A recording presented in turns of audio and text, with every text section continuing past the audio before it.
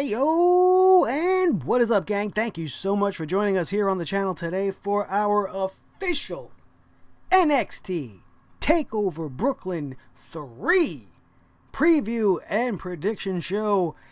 We are going to run down the entire match card, and we are going to do that right here and right now on the Sledgehammer Wrestling Show. Let's do it.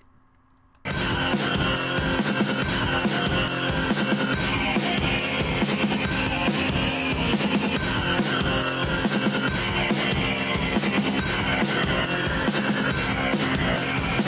Sledgehammer Wrestling Show.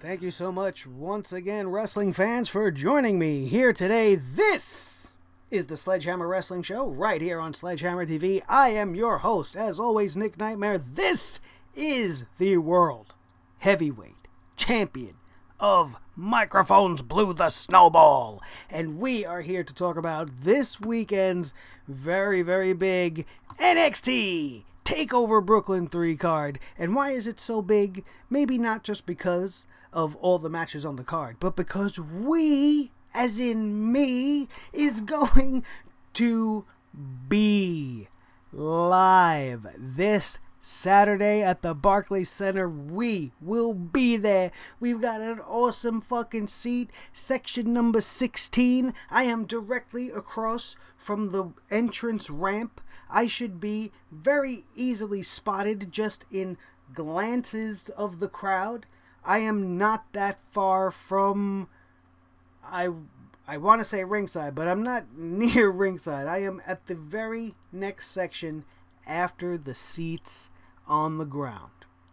And I have signs made up, and your job as a fan of this show is like, where's Waldo? If you guys are old enough to remember Waldo, I'm Waldo.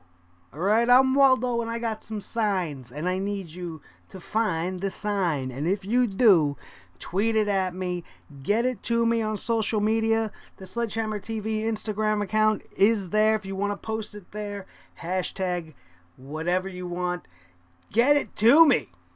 I need to know that you guys seen it, because if you've seen it, that means I can go back and see it for myself and get my beautiful face, maybe. Not just my awesome signs on the TV during this NXT broadcast. But this show is not about me or my awesome signs or the fact that I'm going to go to my first ever NXT event and I can't even fucking contain myself about it because I'm just so fucking excited. This show is about the card itself. So let's take a look at what I am going to experience that night. We are going to start right down at the very beginning of the card. Johnny Gargano, returning from injury post his breakup with Tommaso Ciampa, going up against Andrade Cien Almas. Now, I like this new Andrade Cien Almas. I like the addition of Zelina Vega to his character. I think it adds a lot of intrigue. It adds a lot more backstory that we are slowly getting to learn a little bit about. This match actually has a lot of potential to be possibly the best match I see that night. Johnny Gargano is a fucking animal. If you did not see Gargano versus Ciampa in the Cruiserweight Classic, I implore you, go back to your network if you have it, watch that match. If you don't watch any other match, watch that match. Because these two guys are absolutely fantastic in the ring. Johnny Gargano, they don't call him Mr. Wrestling for no reason. Johnny Wrestling. Because when it comes to wrestling, there's very, very few that can probably go the distance with Mr. Gargano. Andrade Cien Almas, if this was about 6 to 8 months ago, I would be shitting all over this match. I hated Mr. Chippendale, Mr. Mexican Strippergram himself. I just did not like the whole thing with his Peter Pan hat and his fucking suspenders. Get out of here. What is this? I didn't like it. I would have much rather them brought him in with a mask. I don't know why they keep taking the masks away from the luchadors that are coming in. It's absolutely great marketing for the guys. Ask Rey Mysterio about that.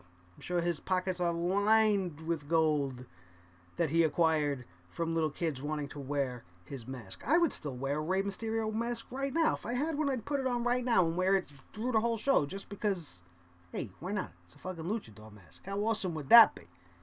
How great would that be to get in a fucking Wrestle Crate one month, huh? Fucking lucha mask? Forget about it. Anyway, this match, like I said, probably going to be a great match. I don't know who's going to win. I want to believe that Gargano's going to win. Brooklyn has a lot of history for Johnny Gargano as far as DIY is concerned. So giving him a big win during his comeback match here against Andrade Cien Almas, with Almas's push being handled the way it is, I don't think he would suffer much damage by taking the loss to Gargano, and they'd be able to play off of it, and it'll be just fine. So that's going to be a great way to kick off the show. If that's going to be the first match of the night, it's going to be very, very hard to follow, even if you are Mr. Aleister Black. And Aleister Black will be going up against Hideo Itami, my absolutely least favorite import from overseas. And that's from any country. He's just so damn stale. He's like a Ritz cracker. And I know Ritz crackers are delicious, just like Hideo Itami is great. But at the end of the day, it's just a Ritz cracker. There's nothing special about it.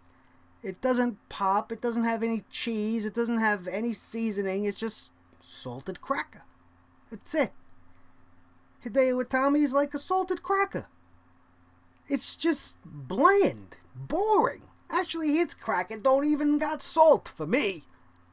He's just a plain, generic wrestler. Like one of the guys you would have in a wrestling game that was a generic character that came with the game. That was not a WWE superstar. Much like they used to have in WCW NWO Revenge. You had that whole little roster of people that were nothing. They were absolutely nothing. They were cartoon characters to play with. That's what I feel like Hideo Itami is. And I don't mean to come off on a negative tangent on the guy, but we have said on this show countless times that Hideo Itami's untimely injuries have caused him to be lost in the shuffle because this influx of Asian talent has just overshadowed him 100%. Look at Tozawa. Case in point. Akira Tozawa is way more touted than Hideo Itami has ever been. And do we even need to bring up the King of Strong Style? This guy walked into NXT and burned the doors open permanently for these guys from New Japan to come over here and stake their claim.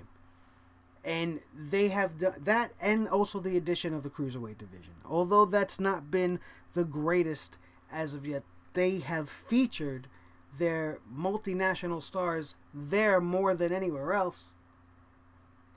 And in this case, Hideo Itami just doesn't do it for me. And I know they still probably have high hopes for the guy. And he just keeps getting hurt. And it's just unfortunate. It's not his fault.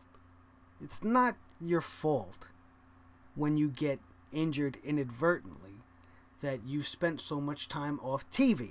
But since you were brought in with so much fanfare and so much news and they made such a big fucking deal about it, and you've done zero for me since then.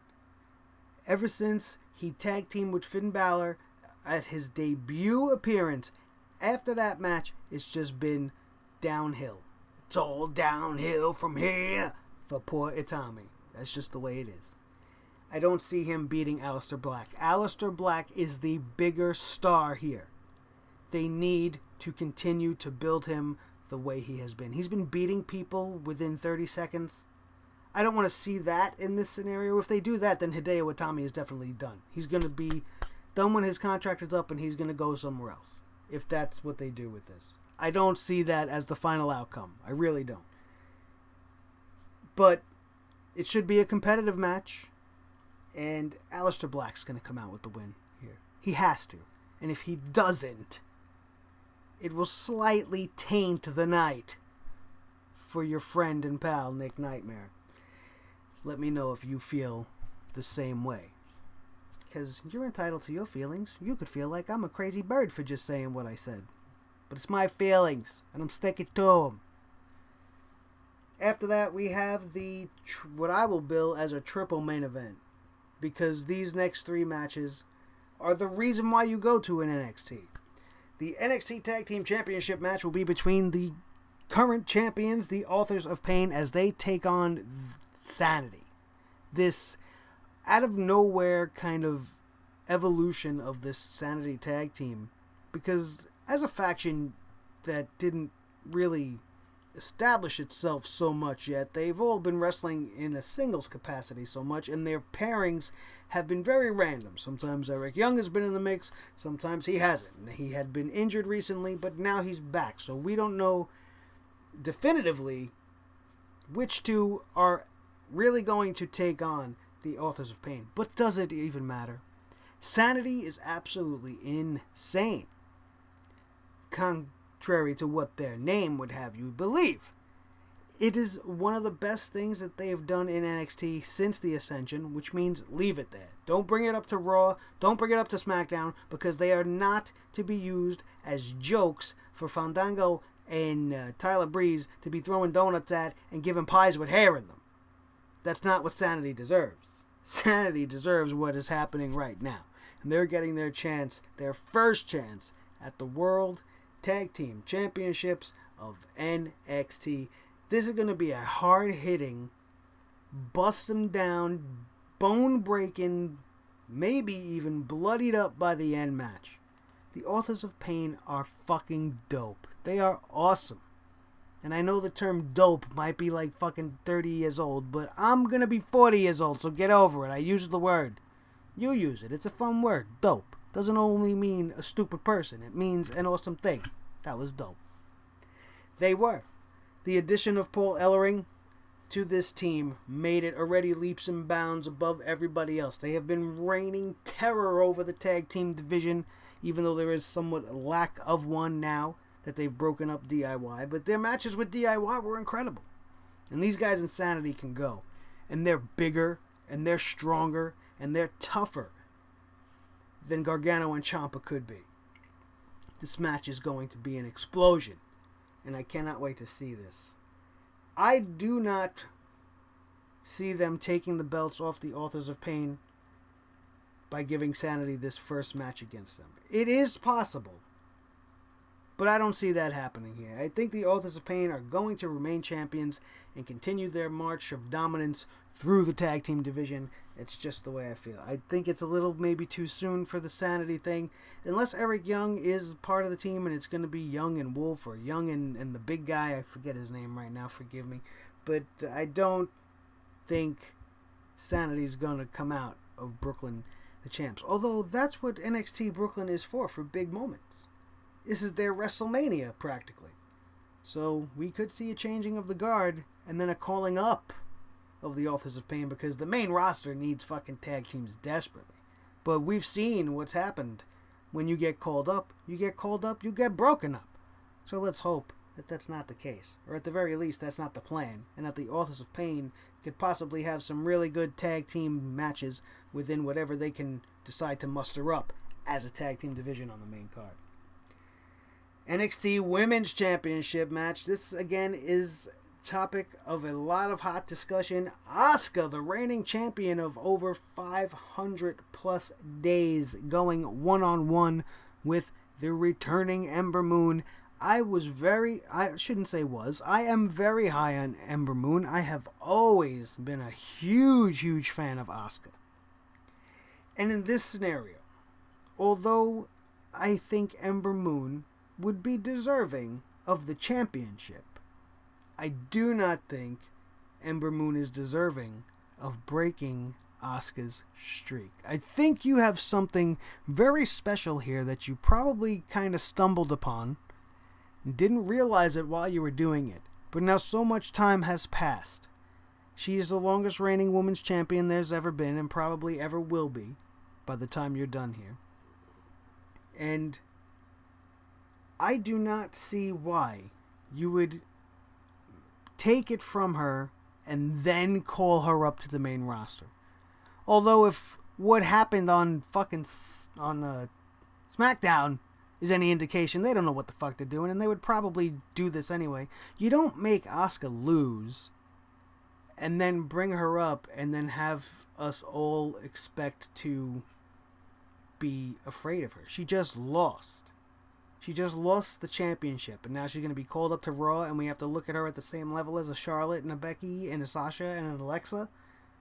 Although she is that level, absolutely, but it's going to taint her arrival.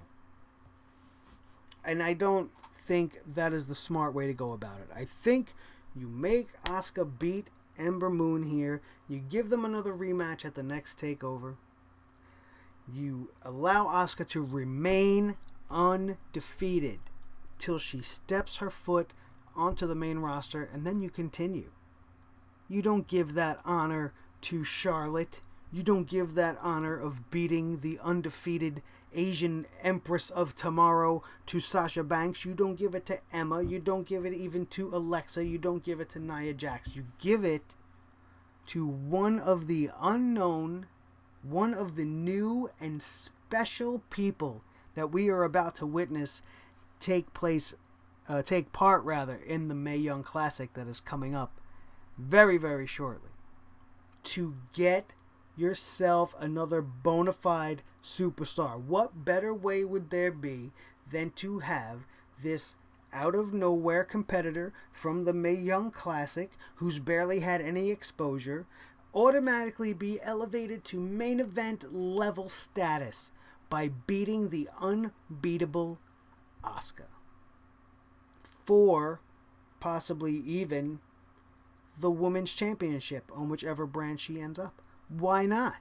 They've done it before. Paige won her title in her first match. Gail Kim won her title in her first match ever. It just happens sometimes. Santino Marella, the big joke that he won his first ever match, and it was for the Intercontinental Championship, as disgusting as that was. So why do that? Why do that to Asuka? Why not build yourself a new superstar off the back of Asuka the way wrestling's supposed to be? Have it be unpredictable and something different. Don't build us up to WrestleMania 34 with Asuka versus the Queen Charlotte for the SmackDown Women's Championship. Asuka going in undefeated just to have Charlotte Flair, somebody who does not need to elevate her name anymore, just based off of her last name alone. She's already a bona fide star. You don't give moments like that to stars that already are established. I take into account the Hulk Hogan effect. Yes, by the time we hit WrestleMania 3, most people would consider Hulk Hogan a very big star. Right? Everybody knew who Hulk Hogan was already. The whole 80s wrestling boom was happening and everything was getting around. But it was still relatively new to most eyes. Nobody really knew the history behind Hogan, and he just came out of nowhere. And he needed the rub. And what did they do? They made him beat the World Heavyweight Champion, the Iron Sheik, at Madison Square Garden in record time, immediately solidifying Hulk Hogan as the top guy, making him a superstar. And then they would further illustrate it, as I was saying, at WrestleMania 3, going one-on-one against the undefeated Andre the Giant. The WWE was this close to skyrocketing to the moon. This close. They just needed one more little push to really cement themselves as the premier organization in sports entertainment. And we got Andre versus Hogan at WrestleMania 3. And from that match till this point in history, it has only gone up. Even during its darkest times, wrestling in popularity and in the mainstream has only gotten more coverage and continues to grow exponentially by this. This is why you do these things. And you do this with Asuka. It's a special thing. And not that Ember Moon is not deserving of it. I just think she should remain undefeated for a very, very long time. She's a once-in-a-lifetime thing. And she should be treated as such. I predict Asuka walking out with the title. Let me know if you agree with me on that one. I bet most of you probably don't, right? You all think it's time and that Ember Moon's going to take the title. And if it does happen, I will not really have too much of a problem with it. I just don't see the point of doing that to such a special thing that you got going with the Empress of Tomorrow. And finally, I'm sorry I'm going off on little tangents here, but these are all very relevant points. And the reason behind what I say is always just as important as the things that I am saying, just as well. But the NXT Championship match will be absolutely glorious, as we are going to see Bobby Roode versus Drew McIntyre. This match is going to be great. This match should be great. If this match is not great, I will be very, very upset, and you will hear about it on this channel. But I have absolutely zero fear, about this upcoming confrontation for the NXT Championship. It's going to be fucking great. And on a personal note, it's going to be fucking fantastic to be in that crowd and be able to sing gloriously alongside thousands of my fellow compatriot fans at that moment when Bobby Roode makes his debut. And I will have my glorious sign held up in the air, and it's going to be a moment in time that I will never be able to recapture again. It's going to be absolutely magical, as I love to say on this show. And I think it's going to be made even more special by the incoming eclipse of the moon. That's probably why everything feels so great, right? You got to take into account all the energies around you. Everything is just so awesome right now in NXT. And I can't wait to get my ass in that seat. I'm going to try my best to bring you guys as much stuff as I can without getting into trouble live from the Barclays Center that night. Obviously, well, most likely, I won't get very much up here on YouTube Live. But keep your eyes on the on the Twitter account. Keep your eyes on the YouTube just in case I'm able to get something on there. Don't forget to check us out on Instagram, Facebook. Maybe I can get a Facebook Live up there. That won't really do us much harm, and try to give you guys an inside peek of the Barclays Center and TakeOver 3. Don't forget, if you are going to be down there, check the perimeter, watch your sides as you're walking to the arena, and keep a lookout for this guy right here, because we are going to be in and around the Barclays Center on this day, probably between the hours of 2 and 5 o'clock, to see my fans, to take some questions, maybe give away some t-shirts, maybe do a little video interaction. Maybe you could be here on the show with me. All you gotta do is find this face and find the logo, which will be up behind me. Not the NXT TakeOver logo, but that logo, the Sledgehammer Wrestling Show logo, will be displayed proudly, unless some security schmuck makes me take it down for some reason. But Bobby Roode has got to come out of this the winner. I just don't think it's time for Drew McIntyre. I feel like he's only been around for a blip. They need to just build it a little more. Again, there's no reason to rush Bobby Roode to the main roster, because they've already been cluttered and don't know what the fuck they're doing with all their other toys from NXT, so leave Bobby Roode alone. Let him sit down there and play with Drew McIntyre. Let him have some matches against Aleister Black. I would love to see Bobby Roode versus Aleister Black. I'd love to see Drew McIntyre versus Aleister Black. Leave all the pieces where they are. Don't touch the Authors of Pain. Leave Asuka alone.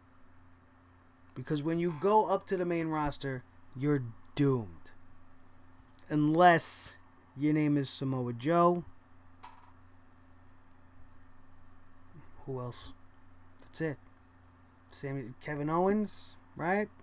They use him like a jerk off all year. Sami Zayn, right? Anybody else from NXT you want to call a success besides Samoa Joe? And we still have to wait till Sunday to see where this is going. Because I don't think they take Samoa Joe nearly as seriously as we do. But we'll have to wait for SummerSlam to talk about that one. Thank you guys for joining me tonight. This was our NXT preview and prediction show. And I cannot wait to do this review. Because when I sit down to do this review for you guys, that means I will have already been there. I stop talking about having to be able to go there and talk about everything that happened while I was there. And I hope very much to see you guys down there. My name is Nick Nightmare. This is Blow the Snowball Microphone. Thank you so much for watching our preview and prediction show right here on Sledgehammer TV. I am out of here, and we will see you next time on the Sledgehammer Wrestling Show post NXT. Have a good one.